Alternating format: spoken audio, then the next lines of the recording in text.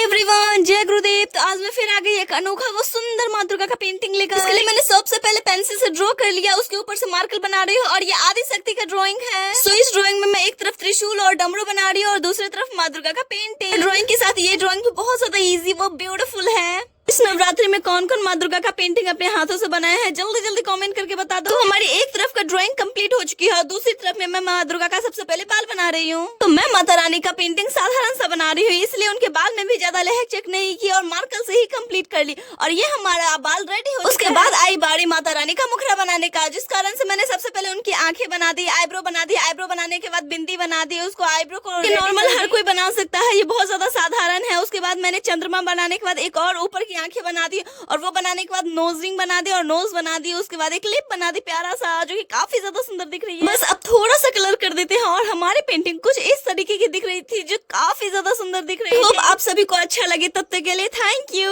Bye bye.